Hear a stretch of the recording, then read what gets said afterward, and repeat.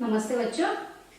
आज हम आपका जो पाठ है अक्षरों का महत्व, उसका जो पृष्ठ संख्या यानी पेज नंबर 19 और 30, 29 और 30 के ऊपर जो असाइनमेंट दिया गया है उसकी आज हम चर्चा करते हैं।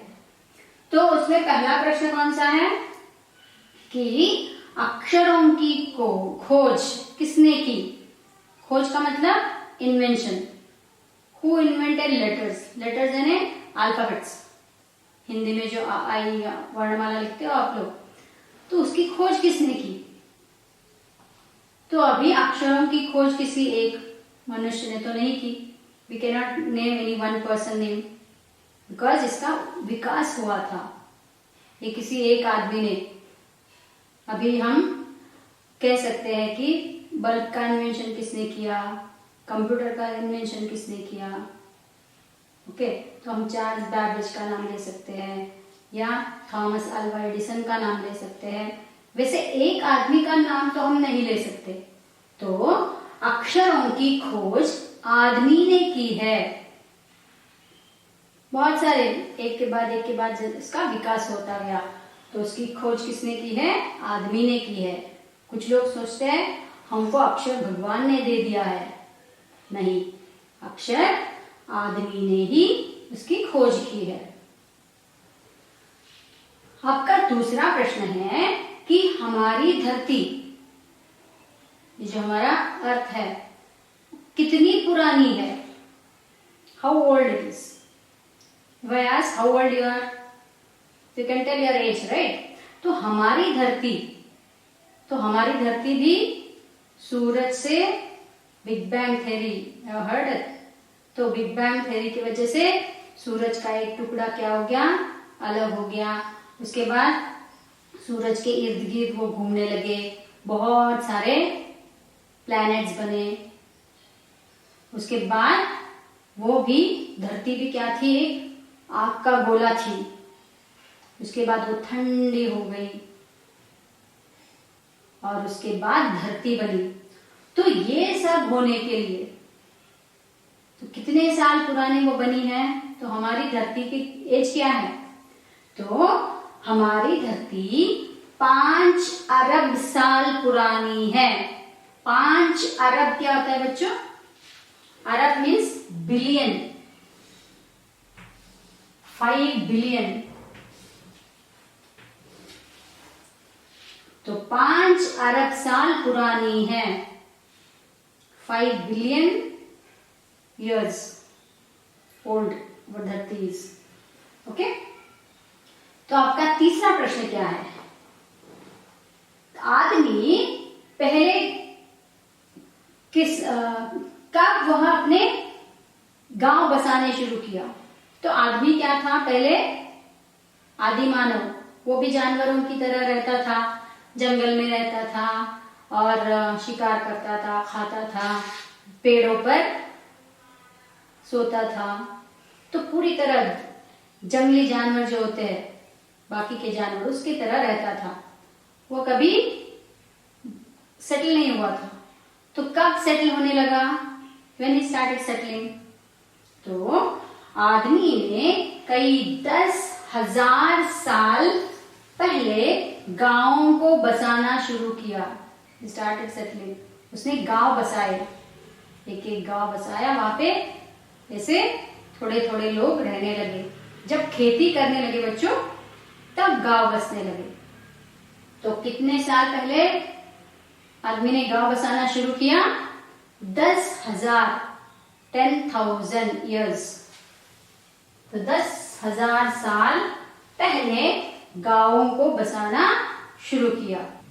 आपका चौथा प्रश्न क्या है कि किसने सबसे पहले चित्रों के जरिए अपने भाव व्यक्त किए। Who expressed first time their feelings through pictures, drawings। तो पहले, अभी हम बात कर सकते हैं, लिख सकते हैं, तो लेकिन पहले जो थे लोग, प्रागैतिहासिक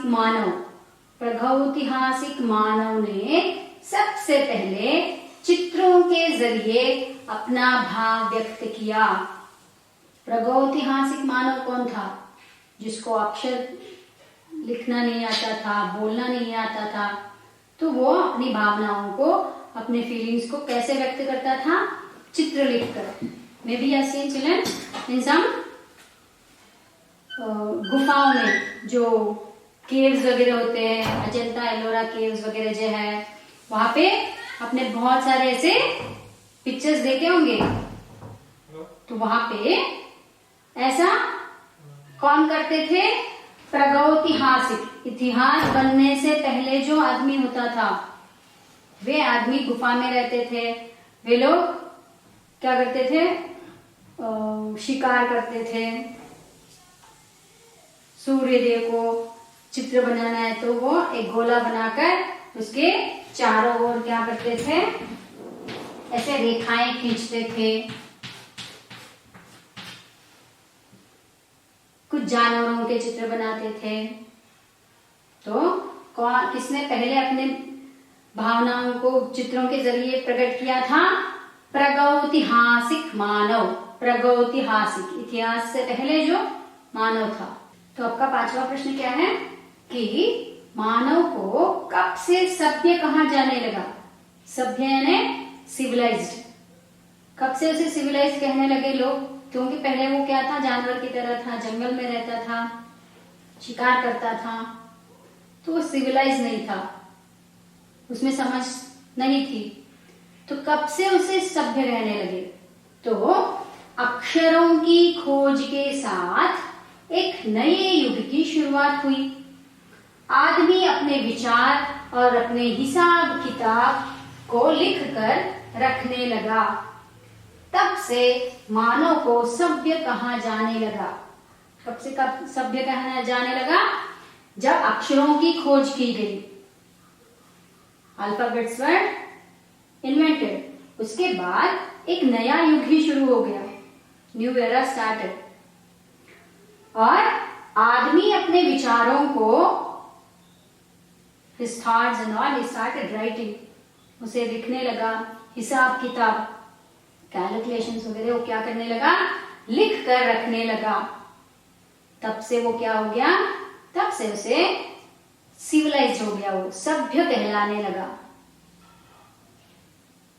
क्योंकि वह समझदार हो गया, लिखना पढ़ना सब कुछ आ गया ना।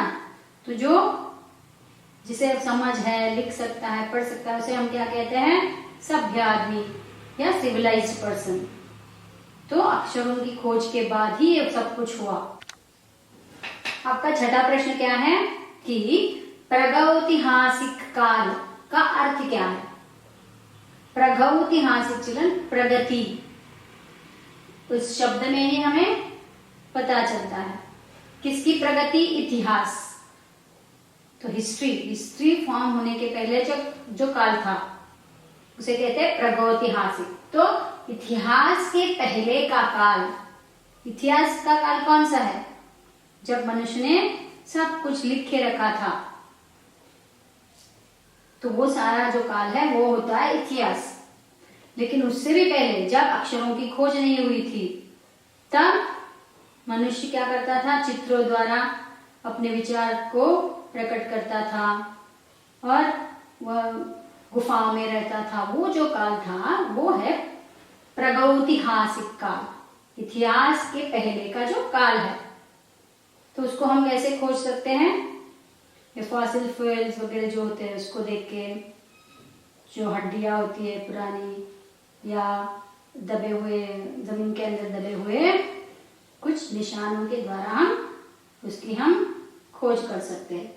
तो इतिहास के पहले के काल को क्या कहते हैं? प्रागैतिहासिक काल। तो आपका 7वां प्रश्न क्या है? मनुष्य की सबसे बड़ी खोज कौन सी है? Biggest invention of the human क्या है? अक्षरों की खोज मनुष्य की सबसे बड़ी खोज है। क्यों? हमने इतने सारे इन्वेंशंस किए, सैटेलाइट इन्वेंट किया है, बहुत टीवी का इन्वेंशन हुआ है, कंप्यूटर वगैरह बड़े बड़े मशीनों का इन्वेंशन हुआ है, लेकिन ऐसा कहा जाता है कि अक्षरों की खोज का जो यही सबसे बड़ी मनुष्य की खोज है। क्यों? क्योंकि मनुष्य ने सब कुछ लिख के रखा है, तो उसको पढ़कर आदमी क्या करता है?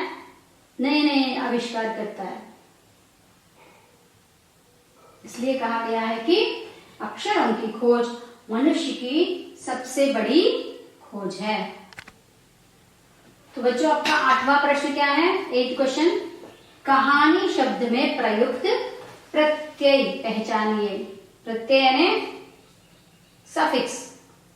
तो कहानी शब्द में कौन सा प्रत्यय है? कहानी कह प्लस आनी से बना है, तो कह प्लस आनी इस कहानी, राइट। तो आनी क्या हो गया? प्रत्यय। ये मूल शब्द, कह इस मूल शब्द प्लस आनी बिकेम कहानी। तो आनी जो है यह है सफिक्स आनी। आपका 9वां प्रश्न क्या है? सभ्य। सभ्य शब्द का भाववाचक संज्ञा में बदलो, उसको अब्स्ट्रैक्ट नाउन बना दो। सभ्य, सभ्य क्या है? ये एक विशेषण है। अब उसको हमें भाववाचक संज्ञा बनानी है। भाव कौन सा है? सभ्य में कौन सा भाव होता है? सभ्यता। तो सभ्यता ये क्या हो गया? भाववाचक संज्ञा, अब्स्ट्रैक्ट नाउन। देखो, किसी आदमी में सभ्यता होती है, तब हम उन्हें क्या कहते हैं? सभ्य आदमी। करेक्ट? तो सभ्यता क्या हो गया? भाववाचक संज्ञा। भाववाचक संज्ञा क्या होती है बच्चों? कि जो संज्ञा शब्द किसी व्यक्ति वस्तु के भाव को या अवस्था के नाम का बोध करता है, वो होता है भाववाचक संज्ञा। उसको हम केवल महसूस कर सकते हैं, फील कर सकते हैं, उसको देख नहीं सकते। तो सभ्यता को हम देख नहीं सकते, फील कर सकते हैं। ही सिविलाइज्ड पर्सन, कैसे? उसके अंदर सिविलाइजेशन है, इसलिए। तो सभ्यता क्या हो गया? भाववाचक संज्ञा। 10वां प्रश्न क्या है? आदमी ने इस धरती पर कई 5 साल पहले जन्म लिया। आदमी ने 5 लाख साल पहले, human are born on this earth. उससे पहले छोटे छोटे जीव थे, उसके बाद मनुष्य जन्म आया। पहले तो कोई जीव नहीं था, उसके बाद छोटे छोटे बैक्टीरियाज वगैरह फॉर्म हुए, उसके बाद मनुष्य का जन्म हुआ। तो कितने साल पहले? 5 लाख साल पहले मनुष्य पहले जन्म लिया धरती पर मनुष्य ने। तो इस वाक्य में बच्चों हमें क्या पहचानना है? विशेषण कौन सा है? Which is the adjective in this sentence? तो विशेषण क्या होता है? कि संज्ञा की विशेषता बताने वाला, संज्ञा या सर्वनाम की विशेषता बताने वाले शब्द को हम क्या कहते हैं? विशेषण कहते हैं। अभी आप देखो कि आदमी ने इस धरती पर जन्म लिया, लेकिन कब लिया? 5 लाख साल पहले। तो हमें ये गिनती बता रहा है, इस संज्ञा की गिनती के बारे में बता रहा है कि 5 लाख साल पहले धरती पर मनुष्य ने जन्म लिया था। तो इसमें संख्यावाचक विशेषण है, कौन सा? 5 लाख। तो इसमें विशेषण कौन सा है? 5 लाख। ये क्या है? संख्यावाचक विशेषण। क्योंकि आदमी ने कब जन्म लिया धरती पर, ये हमें 5 लाख इस संख्या से पता चलता है। तो यह है विशेषण। तो समझ में आया? धन्यवाद।